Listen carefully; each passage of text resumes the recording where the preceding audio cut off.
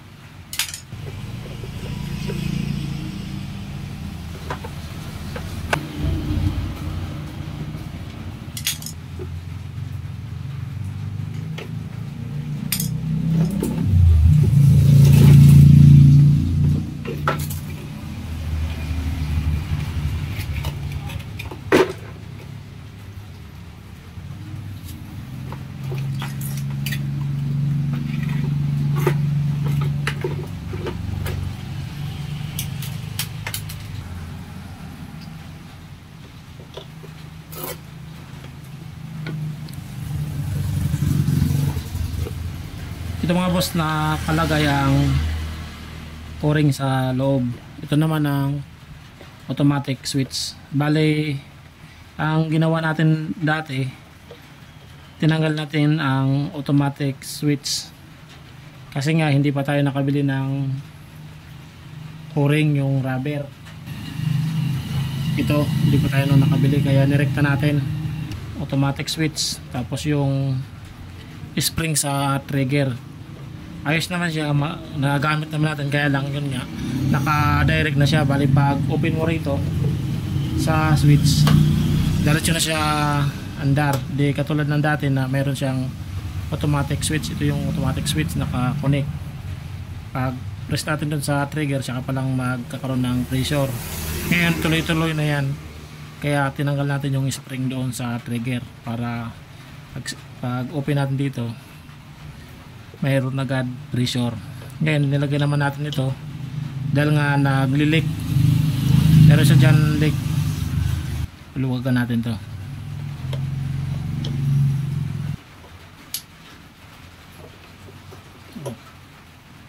Ako niyang gamit 21 range na 21.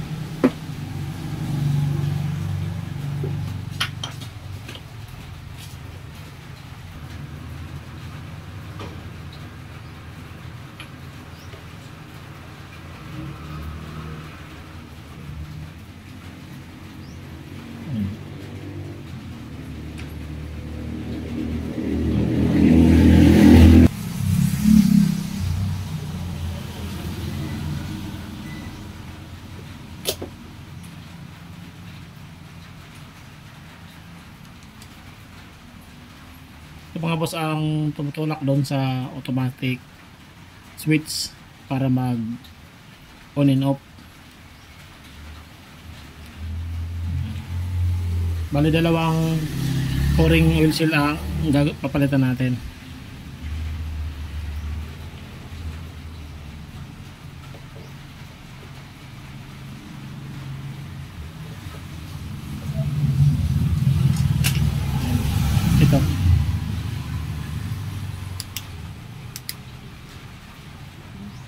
dito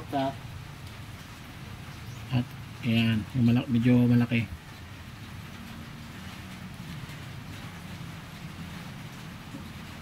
Noong una, ang ginawa natin, binawasan natin dito para medyo magka gap. Okay naman siya, mga ilang buwan lang siguro, tapos bumalik ulit dahil nga may leak ito. May leak na yung o-ring, kaya sumisingaw. Yun ang dahilan kaya nag on and off ang ating pressure washer na parang sinisinok, paputol-putol ang pressure dahil sa rubber na ito na dalawa. Pagka natin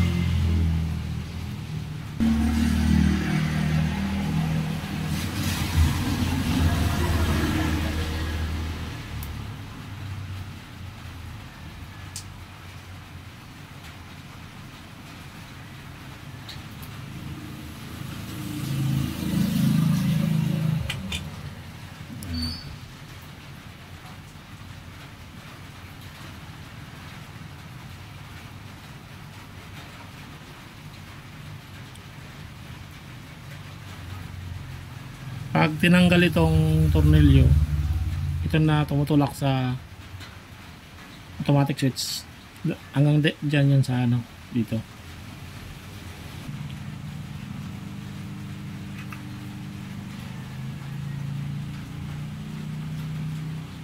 Mali itong kasukat nito.